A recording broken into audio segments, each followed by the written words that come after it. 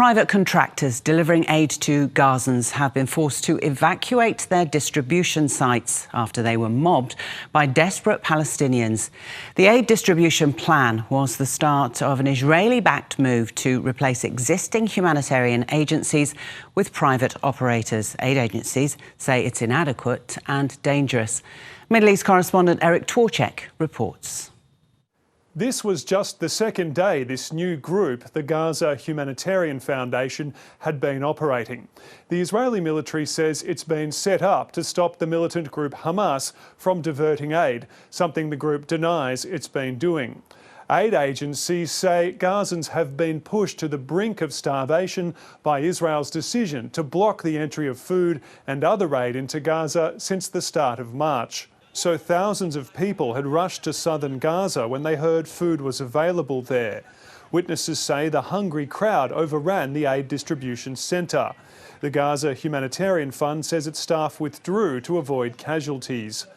Some witnesses claimed the Israeli military fired at the crowd, but the Israel Defence Forces said in a statement its soldiers only fired warning shots. Earlier, the IDF had released vision of one of the distribution points in southern Gaza. The Gaza Humanitarian Foundation says it handed out 8,000 boxes, which each feed around 5 people for 3.5 days. It blamed Hamas for delays in distribution. I can feed my children for a week with that. Look, it's rice. A kilo of rice costs 80 shekels. Sugar is 170 shekels. That's 90 shekels. What a shame. Look, fava beans. They opened the gates and people rushed in. Everybody rushed. Everything went.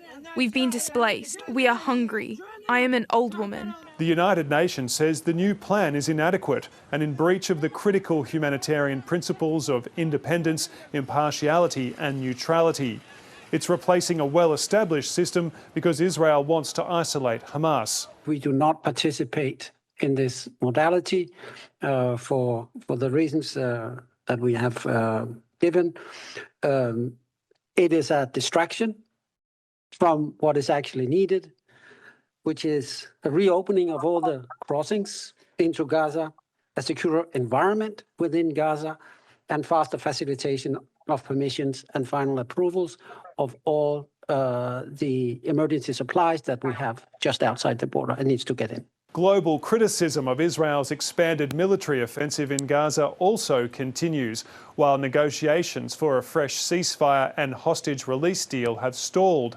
The President of the European Commission, Ursula von der Leyen, has told the King of Jordan the situation is abhorrent, while Germany's Chancellor has reiterated his concerns on a visit to Finland.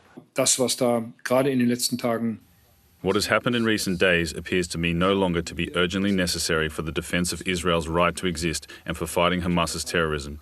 The civilian population is being affected excessively here.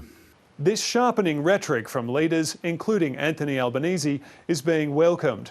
But some humanitarians and many Palestinians are saying it's too little too late, almost 20 months into this war.